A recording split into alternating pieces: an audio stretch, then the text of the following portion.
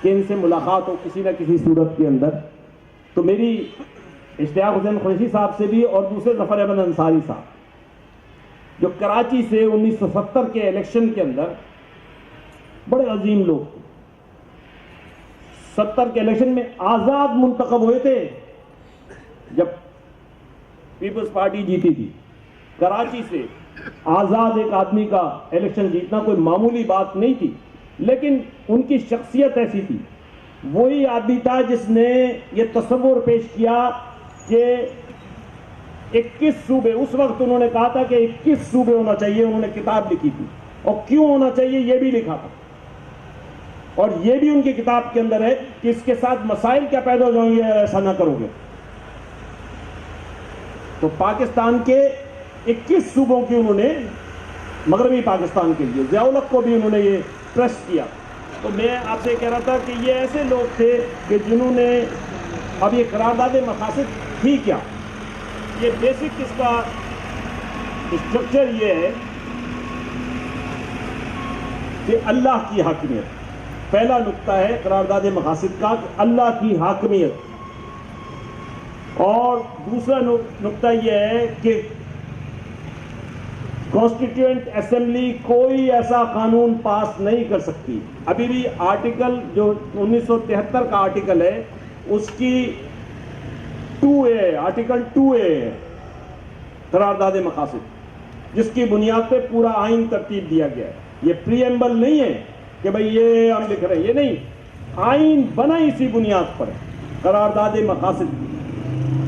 اور اس کے اندر 7-8 نکات ہیں. اس میں سے بیسک ایسنس یہی ہے, ڈیموکریسی ہوگی, رول آف لا ہوگا, یہ ساری چیزیں اس میں ڈیفائن کر دی. علماء نے, سیاستدانوں نے, مفکروں نے, سردار عبدالرب نشتر بھی اس کے ایک رکن تھے, ان لوگوں نے یہ بات طے کر دی کہ پاکستان کا قانون اس طریقے سے ہوگا. پھر پاکستان کی 73 کا آئین بناتے وقت یہ تمام زعما نے, انہوں نے ذوالفقار علی بھٹو سے یہ بات کی کہ جناب یہ قرارداد مقاصد اس کا لازمی حصہ ہوگا, اس کی بنیاد پر ہی کانسٹیٹیوشن بنے گا. اسی طریقے سے بھٹو سیاسی آدمی تھا, اس نے, اور بڑا ذہین آدمی تھا, اس نے ان کی بات مانی. تمام لوگوں کو ایک نقطے پہ, یہ متفقہ آئین تھا, سب نے سائن کیا تھا, تمام صوبوں نے, اس لیے اب تک وہ چل رہا ہے. تو اس طریقے سے وہ قرارداد مقاصد کا ایک اسٹیج. تو یہ دو چیزیں تھی جو میں آپ کے گوش گزار بنیادی طور پہ کرنا چاہ رہا تھا, قرارداد پاکستان اور قرارداد مقاصد. اچھا, اب میں آتا ہوں کہ میں تھوڑا سا ماضی کی لیڈرشپ کے بارے میں تو آپ کو میں نے ذرا سی بات بتائی. مجھے خود ظفر احمد انصاری صاحب نے بتایا کہ میں خواجہ ناظم الدین صاحب کے ساتھ دارالحکومت کراچی تھا, تو میں لاہور گیا ہوا تھا وزیر اعظم پاکستان کے ساتھ. خواجہ صاحب نے دیکھا کہ رات میں وہ لیٹے ہوئے تھے, تو کوئی موومنٹ نظر آئی باہر, کوئی آدمی چل رہا ہے, لائٹ بند کر رہا ہے, یہ کر رہا ہے. انہوں نے پردے سے دیکھا تو معلوم ہوا خواجہ ناظم الدین صاحب لائٹیں بند کر رہے تھے. یہ نکلے, انہوں نے پوچھا کہ کیا کر رہے ہیں؟ انہوں نے کہا یہ میرے ملک کی بجلی ہے, ایسے خامخواہ میں جلنی نہیں چاہیے, یہ پاکستان کی. اب آپ سوچیں کہ پاکستان سے کیسی, وہ نواب آف ڈھاکہ کی اولاد میں سے امیر و کبیر انسان تھے, لیکن اتنی کہا کہ سادہ زندگی تھی, وہ لیڈرشپ تھی. میں نے خود سکسیشن سرٹیفکیٹ دیکھا ہے لیاقت علی خان کا. منظر عالم اینڈ کمپنی ایڈوکیٹس ہم کام کرتے تھے, اس کے اندر سکسیشن 140 روپے تھے ان کے اکاؤنٹ میں. 140. آج ان کی اولاد کو بھی کوئی نہیں جانتا. جنہوں نے پاکستان بنایا وہ ایسے لوگ تھے, پھٹی ہوئی بنیان تھی, گھر نہیں تھا, کوئی جانتا ہے کہاں ہیں ان کے بچے. اور لیاقت علی خان کے بارے میں یہ کہا جاتا ہے جب وہ لندن پڑھنے گئے تو روزانہ ان کے دسترخوان پہ 40 آدمی کا کھانا ہوتا تھا, اور یہاں سے کھانا پکانے والے ہندوستان سے گئے تھے. اور آج ہندوستان میں پاکستان کی جو ایمبیسی ہے وہ سب سے مطلب امریکن ایمبیسی بھی ایسی نہیں ہے، ایسی جگہ پہ نہیں ہے، اتنی اچھی بنی ہوئی نہیں، وہ ان کا ذاتی گھر تھا، انہوں نے ڈونیٹ کیا۔ ایسے ہی لیاقت علی خان کے بعد محمد علی جناح نے، قائد اعظم نے اپنی تمام جائیداد اسکولوں کو دی، کالجوں کو دی، علی گڑھ کالج کو تک دی، علی گڑھ یونیورسٹی کو۔ یہ ایسے لوگ تھے جنہوں نے یہ مملکت بنائی، یہ مملکت بنانے والے ایسے لوگ تھے۔ اب آپ آ جائیے، آج ہمارا حال دیکھیے۔ اب آپ سوچیے ذوالفقار علی بھٹو جیسے جینیس آدمی کا آپ دیکھتے ہیں، جانشین، اپنے آپ کو جو کہتا ہے ان کا نواسا، آپ حال دیکھتے ہیں اس کا، افسوس ہوتا ہے۔ آپ ادھر جائیے، جا کر دیکھیے صوبہ سرحد کے پی کے میں، کے پی کے اندر باچا خان، لاکھ نظریاتی اختلاف ہو باچا خان سے، اس کی عدم تشدد، اس کی خاک نشینی، کھدڑ پوش، آپ سوچیں اب اس کا جو جانشین ہے، کیا نام ہے اس کا، اسود دیار ولی، آپ سوچیں یار، آپ سوچیں ذرا سا۔ اسی طریقے سے آپ اگر آئیں گے، آپ چودھری ظہور سے بھی میں بڑا ان کو قریب سے دیکھتا رہا ہوں، ان سے بھی یہاں وہ آتے تھے تو ہم یہ کالج کی یونین کے پریزیڈنٹ ہوتے تھے، وہ ہوتے تھے تو وہ بڑے شوقین تھے طالب علموں سے بھی ملنے کے، تو میں کئی مرتبہ ان سے ملا۔ اب ان کے بھی دیکھ لیجئے جانشین کیسے ہیں پنجاب میں، ماشاءاللہ۔ میں تو زیادہ بولنا نہیں چاہتا لیکن آپ دیکھ لیجئے، چودھری ظہور اتنے زبردست آدمی تھے، اور مطلب کہتے تھے کہ وہ بہت زیادہ ان کی تعلیم نہیں تھی، لیکن ان کی گفتگو آپ سنتے اور ان کا جو ڈٹرمنیشن تھا، بٹوں سے جیسے لڑ رہے تھے، جن ایشوز پہ لڑ رہے تھے، ذرا سا ہل نہیں سکتے تھے، ہلتے نہیں تھے، اور وہ کہتے تھے میں یہ کراچی کی قیادت کے ساتھ ہوں، میں کراچی کے ساتھ ہوں، فاطمہ جناح کے ساتھ ہوں، فاطمہ جناح کے معاملات کے اندر ہوں۔ اس قسم کی کھلی دو ٹوک بات کرتے تھے، ان کی تقاریر ایسی ہوتی تھی کہ آپ سن کے حیران رہ جائیں۔ اس کے بعد یہ تو ایک انعطاف پذیر لیڈرشپ، اور پھر اس کے بعد ہمارا پورا سسٹم انعطاف پذیر ہو رہا ہے۔ اب میں آتا ہوں ادھر کراچی کی طرف، سندھ کی طرف۔ یہاں پہ کیا ہوا؟ 30 سال پہلے جو عوامل تھے اس کے اندر، یہاں پہ تو کوئی موریثی سیاست نہیں تھی، ایم کیو ایم اور الطاف حسین کا کاروبار چل نکلا۔ وہ مجھے میرے ایک دوست نے، میں بیٹھا ہوا تھا،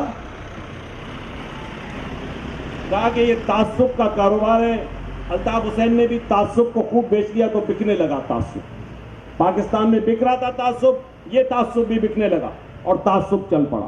لیکن آپ دیکھیے اس مشینری سے، آپ اٹھا کے اس کی لسٹ دیکھیں، آپ اس لسٹ کے اندر سے نکالیں گے تو جو ہیرا تھا، جس نے پرفارم کیا تھا، جس نے کچھ ڈیلیور کیا تھا،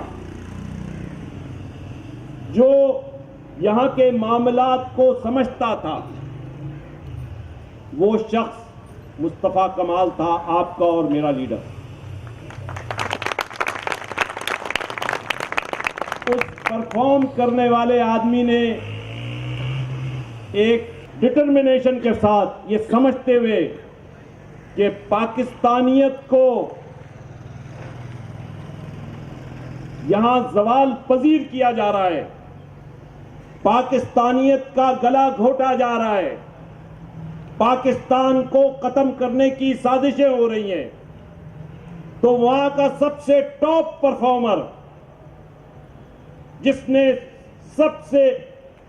سب امتحانات میں اپنے آپ کو پاس کیا تھا، وہ نکلتا ہے اور کہتا ہے کہ میرے رب کا حکم ہے قل جاؤ الحق وذاق الباطل ان الباطل کان زہوقا، اور نکل کے آگے آ جاتا ہے اور لوگوں کو کھلے بندوں دعوت دیتا ہے کہ آؤ ہم حق کی بات کرتے ہیں، ہم پاکستان کی بات کرتے ہیں۔ اس کے بعد دوسری طرف جائیں، MQM کی تنظیم بہت زبردست کہلاتی تھی، اس تنظیم سازی کا بیسٹ پرفارمر اس کا ساتھی بنتا ہے انیس قائم خانی، بیسٹ پرفارمر۔ اور یہ باڈی کھڑی ہوتی ہے، یہ باڈی کھڑی ہوتی ہے، یہ ادارہ بنتا ہے، اس کے ساتھ لوگ جڑتے ہیں اور کام شروع ہوتا ہے۔ ظالموں نے اس کے آگے بند باندھنے کی کوشش کی، وہ کہتے ہیں تنگی باد مخالف سے نہ گھبرائے عقاب، تنگی باد مخالف سے نہ گھبرائے عقاب، یہ تو چلتی ہے تجھ کو اونچا اڑانے کے لیے۔ تو یہ میں سمجھتا ہوں جو ابھی یہ سال 6 مہینے میں جو کچھ ہوتا رہا وہ انشاءاللہ العزیز ہمیں اوپر اڑانے کے لیے کاتب تقدیر نے لکھ رکھا ہے کہ جو لوگ باصلاحیت ہوتے ہیں، جن کی نیتیں صاف ہوتی ہیں، ان کی منزل آسان ہوتی ہے، ان کے راستے میں کوئی نہیں آ سکتا۔ وہ اپنا راستہ کیونکہ خود بناتے ہیں، ان کو راستے بنانا آتے ہیں، اور اللہ تعالیٰ کی ذات سے امید ہے کہ کبوتر کبوتروں کے ساتھ چلیں گے اور باز بازوں کے ساتھ چلیں گے، راستہ بنانے والے راستہ بنانے والوں کے ساتھ چلیں گے، راستہ چھوڑنے والے راستے کو چھوڑ کے نکل جائیں گے۔ تو میرے دوستوں، اس کو اسی جگہ روکتا ہوں۔ اب آپ کو میں تھوڑا سا دوسری طرف لے چلتا ہوں۔ ترکی میں ایسا ہوا تھا کہ ایک طویل عرصے تک عربی میں نماز بھی نہیں پڑھی جاتی تھی، ترکی میں سخت ترین آمریت تھی، اسلام اور مسلمانوں کو کچلنے کی تمام تدابیر کر لی گئی تھی، جتنی بھی تدابیر ہو سکتی تھی وہ کر لی گئی تھی۔ اس کے نتیجے میں وہاں پر اسلام سے دوری کا ایسا عالم تھا کہ کوئی نام بھی نہیں لے سکتا تھا اسلام کا۔ یہ جو موجودہ صدر ہے، اس نے ایک نظم پڑھ دی تھی کسی وقت نبی کی شان میں اور اسلام پر، اس کو انہوں نے وہ کر دیا، ڈسکوالیفائی کر دیا کہ یہ الیکشن ہی نہیں لڑ سکتا۔ اور میں یہ جو بات کر رہا ہوں اس وجہ سے کر رہا ہوں کہ جو میں یہاں پہ دیکھ رہا ہوں، مجھے لگتا ہے، بار بار میں یہ کہتا رہتا ہوں، مجھے لگتا ہے کہ مصطفیٰ بھائی بھی اسی سٹائل میں کام کر رہے ہیں۔ ان کا ذہن بھی اللہ تعالیٰ نے، اصل میں مسلمانوں کی مدد ہی ایسی ہوتی ہے، جو دنیا کی مسلم مملکتیں ہیں جنہوں نے جو احیاء کے لیے کام کرتی ہیں، ان کی مدد ایسے ہی ہوتی ہے غیب سے، ان کو ایسے ہی مخلص لیڈر اسی طریقے سے ملتے ہیں جو تربیت بھی کرنا جانتے ہیں، جو تربیت بھی کرتے ہیں۔ تو میں آپ سے یہ کہہ رہا تھا، ترکی میں طویل جبریہ سیکولر نظام تھوپے جانے کے بعد نفسیات شناسی اور معاملہ فہمی کے ساتھ نئی نسل کی تربیت کی جا رہی ہے۔ جب بچہ 7 سال کا ہو جاتا ہے تو اسے نماز کی ترغیب دلانے کے لیے مقابلہ منعقد ہوتا ہے۔ کیا مقابلہ ہوتا ہے؟ کہ جو بچہ فجر کی نماز 40 دن تک باجماعت پڑھے گا، اسے خوبصورت اور قیمتی بائیسیکل دی جائے گی۔ بچے جوک در جوک فجر کی نماز کی پابندی کرتے ہیں، اور جب انہیں انعام ملتا ہے تو پورے شہر میں جلوس نکلتے ہیں۔ 40 دن تک وہ نمازی بننا سیکھ رہے تھے، 41 دن سے وہ نماز کے دائی بن چکے ہوتے ہیں۔ یہ ترکی میں ہو رہا ہے۔ اسی طریقے سے جب گرمی کی چھٹیاں ہوتی ہیں تو ترکی کے طول و عرض میں مساجد میں حفظ القرآن کے سمر کیمپ لگائے جاتے ہیں۔ کچھ تو مسجد کی بہترین سہولتیں، کچھ پڑھانے والوں کا رویہ، کچھ انعامات، حوصلہ افزائی سے پیدا ہونے والا جذبہ، عجیب و غریب ماحول پیدا ہوتا ہے۔ بچے لگن سے قرآن کریم یاد کرتے ہوتے ہیں اور والدین اور اساتذہ خوشی سے نہال ہو رہے ہوتے ہیں، اور چھٹیوں میں ہر سال بچوں کو قرآن کریم کا اتنا منتخب نظام یاد ہو جاتا ہے جو عمر بھر کے لیے ان کے واسطے رحمت و برکت کا ذریعہ ہوتا ہے۔ اسی طرح جو بچہ پورا قرآن کریم حفظ کر لے اسے عمرے پر بھیجا جاتا ہے، جس کی ویڈیو آج کل گردش کر رہی ہے۔ ترکی میں بچوں کو خطاطی اور ڈیزائن کا فن سکھانے کے لیے ادارے جگہ جگہ کھلے ہوئے ہیں۔ ان کا ایک مخصوص نام اور نشان ہوتا ہے جو دور سے پہچانے جاتے ہیں۔ اسکاؤٹس کی تربیت اور اولمپائک کی انعقاد کے بعد شاندار اور مثالی ہوتی ہے۔ بلدیہ کے پارکوں میں نہایت ہی خوبصورت اسٹروٹرف بچھے ہوئے ہیں، چھوٹے چھوٹے فٹ بال گراؤنڈ ہوتے ہیں، ان میں وردی اور جوتے پہن کر کھیلنا ضروری ہے۔ اس کے گھنٹے کے اعتبار سے فیس بھی ہوتی ہے اور گراؤنڈ کے ساتھ پانی اور جوس کی مشینیں بھی رکھی ہوتی ہیں۔ ایک مرتبہ ترکی میں بچوں کا دن منایا گیا۔ اس میں بچوں کے مستقبل کی قیادت سنبھالنے کی تربیت دینے کے لیے بڑے بڑے حکومتی عہدیداروں نے اپنی نشست کچھ وقت کے لیے بچوں کے سپرد کی۔ خود صدر ترکی نے بچے کو اپنی نشست پیش کی۔ آخر میں غبارے بانٹنے والے کا ایک واقعہ، ویسے میں وہاں پہ غبارے بانٹنے والے کا بھی واقعہ، وہ تلوار کا بنا ہوا غبارہ اور تاج غبارے کا وہ بانٹتا تھا۔ اس سے پوچھا گیا کہ تم کیا کرتے ہو؟ اس نے کہا طاؤس و رباب آخر شمشیر و ثنا اول۔ اس نے کیا کہا؟ طاؤس و رباب آخر شمشیر و ثنا اول۔ میں یہ گاؤں گاؤں گلی گلی بانٹتا ہوں۔ وہ سرکاری افسر تھا، اپنے فارغ ٹائم میں چھٹیوں میں یہ کام کرتا، وہ بھی بڑا وائرل ہوا۔ تو میرے آپ سے کہنے کا نتیجہ یہ ہے کہ ترکی زمان و مقام و سب و مزاج کے اعتبار سے مغرب کے دہانے پہ بیٹھا ہوا ہے، مغرب کے دہانے پہ بیٹھا ہوا ہے۔ اس پہ مغربیت کیسی طاری ہو سکتی ہے؟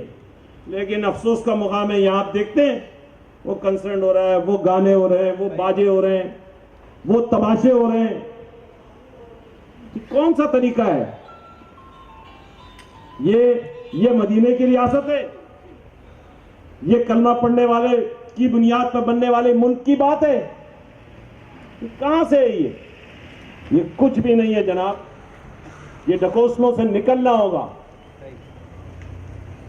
ان ڈھکوسلوں سے ہمیں نکلنا ہوگا۔ میں آپ سے یہ کہہ رہا تھا کہ یہ وہ صورتحال ہے جس میں یہاں پہ یہ تحریک شروع ہوئی ہے، اور یہ مصطفیٰ بھائی نے یہ جو طریقہ کیا ہے، دیکھیں یہ میں زیادہ بات نہیں کر رہا، یہ ضروری ہے اتنی بات کرنا، یہ کسی ایسے ہی لیڈر کو سمجھ میں آ سکتی ہے بات جو لوگوں کو تربیت کی طرف لے جا رہا ہے، کہ یہ کسی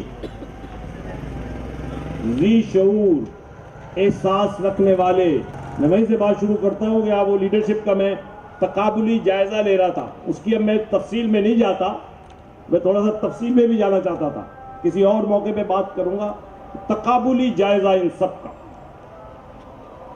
کہ کون سی لیڈرشپ کہاں کھڑی ہے اور کون کیا سوچ رہا ہے، اس کا ویژن کیا ہے، اس کا طریقہ کار کیا ہے۔ اور میں کوئی مقابلے کی بات نہیں کر رہا ہوں، یہ جتنے سامنے کھڑے ہیں جو کرپشن کے بادشاہ ہیں، جو آج کی حکومت میں بھی ہیں، ان میں بھی جتنے آپ اٹھا کے ان کو دیکھ لیجئے، اور اس کے مقابلے میں اگر اس خاک نشین کو بھی دیکھ لیجئے، یہ جو آپ کا لیڈر ہے، آپ کا چیئرمین ہے، آپ تصور نہیں کر سکتے، کوئی مقابلہ نہیں ہے۔ آپ کی پروڈکٹ اتنی اسٹرانگ اور اتنی قابل اعتبار ہے، جس کا ماضی بے داغ ہے، جس نے اپنے آپ کو پورے سسٹم میں پروف کیا ہے، کلمہ حق کہنے کی جس میں طاقت ہے۔ ظالم حکمران کے آگے کلمہ حق کی اہمیت کیا ہے؟ میں تھوڑا سا نبی کریم صلی اللہ علیہ وسلم کے ایک رویے کیا تھا. نبی کریم صلی اللہ علیہ وسلم کے پاس، جیسے کہ میں نے زیادہ مارک کیا تھا ان کے رویے کے بارے میں، لیکن میں آپ کو مختصراً، نبی کریم صلی اللہ علیہ وسلم کے پاس ایک صحابی کہیں باہر سے آئے، پہلی مرتبہ ملاقات ہوئی تو وہ کانپنے لگے اور ان کے تاثر پہ. تو نبی کریم صلی اللہ علیہ وسلم نے اس اپنے آنے والے مہمان سے کہا، میں بادشاہ نہیں ہوں تو میں ایسا عام غریب خاتون کا بیٹا ہوں جو خوش کیا ہوا گوشت کھایا کرتی. آپ سوچیں، دو جہاں کا بادشاہ رحمت للعالمین، وہ اتنی انکساری سے کہہ رہا ہے اور کہتا ہے اللہ نے مجھے ایک نرم دل بندہ بنایا ہے، مجھے دشمنی رکھنے والا نہیں بنایا، مجھے دشمنی رکھنے والا نہیں بنایا. ایک اور موقع پہ، اور اس کے بعد نبی کریم صلی اللہ علیہ وسلم نے کہا، ایک موقع پہ ہوا یہ، بازار میں جا رہے، بازار کے اندر جا رہے تھے تو کسی نے، وہ سامنے سے آ رہا تھا، بدو تھا، جاہل آدمی تھا، اس نے ایک دم چادر پڑی ہوئی تھی، موٹی چادر ان کے کاندھے پہ، اس کو ایسے گھسیٹا اور کہا کہ اللہ کا مال تیرے پاس ہے، مجھے بھی اللہ کے مال میں سے دے. نبی کریم صلی اللہ علیہ وسلم، آپ کو معلوم ہے انہوں نے اس کے اندر اس کے بعد کیا کیا؟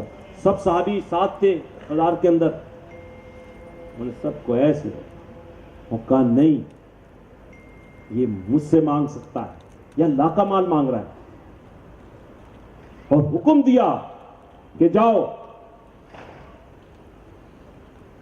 خوشی سے کہ اس کو مال دو، یہ مانگ رہا ہے. نبی کا طریقہ تو یہ تھا.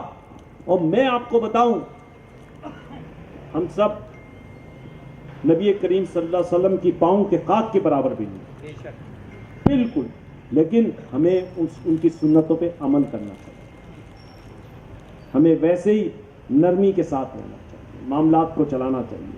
اب ان سب باتوں کے بعد ایک بات جو میں کرنا چاہتا ہوں، ہماری پارٹی مسائل پہ بات کرتی ہے، لوگوں کے مسئلوں پہ بات کرتی ہے، اور پارٹی کا یہ مسائل کے حوالے سے ڈسکشن بھی ہونا چاہیے.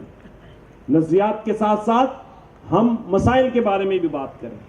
بے روزگار، تعلیم یافتہ نوجوان، بجلی کی لوڈ شیڈنگ، ہمارے حالات جو سندھ کے ہیں، خاص طور پہ ملک کے ہیں، خاص طور پہ سندھ کے تو ہیں ہی ہیں. بجلی کی لوڈ شیڈنگ، قلت، کچرے اور گندگی کی بھرمار، ٹوٹی پھوٹی سڑکیں، بے ہنگم ٹریفک، کتے اور گدھے کا گوشت، من مانگی مہنگائی، ہر سگنل پر فقیروں کا راج، فٹ پاتھ بنے ریسٹورانٹ، آدھی سڑکوں پر لگی پارکنگ، درجہ حرارت، بڑھتے ہوئے درخت، گٹکے کی پیکیں، دیواروں، عاملوں، رکشوں کا ہجوم، موٹر سائیکلوں کا ہجوم، عدالتوں میں بدنظمی، حکومتوں میں کرپشن، یہ ایسی ساری چیزیں ہیں جن کے حل کے بارے میں ہمیں سوچنا ہے. ہمیں اتنے زیادہ یہ مسائل ہیں کہ ان کے بارے میں ہمیں پوری طریقے سے سوچنا ہے کہ ہم نے کیا کرنا ہے. میں آپ لوگوں سے ایک بات کہوں گا کہ ایسے ایشوز ہیں، مثال کے طور پہ کے الیکٹرک، پانی کا مسئلہ ہے، ایجوکیشن کے ایشوز ہیں، سینسس کا ایشو ہے، لا اینڈ آرڈر کا ایشو ہے، یہ ایسے سارے ایشوز ہیں. آپ لوگ خود بھی تیاری کریں ان پہ. آپ میں سے جو کوئی اس پہ کام کرنا چاہتا ہے، جس ایشو کے اوپر بھی یہاں بات بھی کرنا چاہتا ہے، میں سمجھتا ہوں کہ آپ آئیں میرے ساتھ، اور یہاں پہ بہت سے ہمارے ایسے ساتھی ہیں، ان کے ساتھ بیٹھیں، ایک ورکنگ ریلیشن شپ قائم کریں سمجھنے اور سمجھانے کی. دیکھیں، یہ جتنا نظام ہے، جتنا بھی نظام آج کل چل رہا ہے، اس کے بارے میں یہ طے شدہ بات ہے کہ یہ ٹائنی میجورٹی کے لیے، بہت کم لوگوں کے لیے یہ نظام، اس سے مستفید ہو رہے ہیں بہت کم لوگ دنیا بھر کے اندر۔ دنیا کے جو بہت بڑے کمانے والے ہیں، انہوں نے 495 ارب کی پچھلے 2-3 سال کے اندر ڈالرز کی چیریٹی کی ہے۔ لیکن آپ اگر اس کی اٹھا کے فیگرز دیکھنا شروع کریں گے تو وہ چیریٹی تو انہوں نے اپنے لیے کی ہے، اپنے آپ کو محفوظ رکھنے کے لیے کی ہے۔ ان کی چیریٹی میں کوئی چیریٹی نہیں ہے، رفاع عامہ کا کوئی کام ایسا نہیں ہے۔ اتنا کما رہے ہو کہ اس کی انتہا نہیں ہے۔ وہ کہتے ہیں چینج کی باتیں ہو رہی ہے، تبدیلی کہاں ہے تبدیلی دنیا بھر کے اندر؟ امریکہ میں دیکھ لیں آپ، ٹرمپ وہ جھوٹ بول رہا ہے، غلط کاری کر رہا ہے، ان کا سربراہ ہے۔ آج دیکھ لیے نسل پرست یو کے اندر بریگزٹ ایشو چل رہا ہے، انتہائی نسل پرستی ہے سارے ایشوز کے اندر۔ اس کے بعد اپنے ملک میں آ جائیے، چینج کی بات کرنے والے خود چینج ہو گئے۔ آپ سوچیں، چینج کی جو بات کرتے تھے وہ خود چینج ہو گئے۔ یو ٹرن، وہ کہہ رہے ہیں یو ٹرن ٹھیک ہے۔ اسی طریقے سے میں تو کہتا ہوں کہ ہمیں ون ون چینج چاہیے، کامیاب چینج چاہیے۔ ہم اس قسم کے چینج کے چکر میں پھنس نہیں سکتے، ہمیں ون ون چینج چاہیے۔ ہم ون کرنا چاہتے ہیں چینج کو، ہم تبدیلی لانا چاہتے ہیں۔ تبدیلی جن عوامل میں لانا چاہتے ہیں، اس کے لیے مصطفیٰ کمال انیس بھائی نے آواز بلند کی ہے، اور میں سمجھتا ہوں کہ اللہ تعالیٰ کا نظام بھی یہی ہے کہ اس آواز کو کوئی آرام سے روک نہیں سکتا۔ اور آپ اجازت دیں تو میں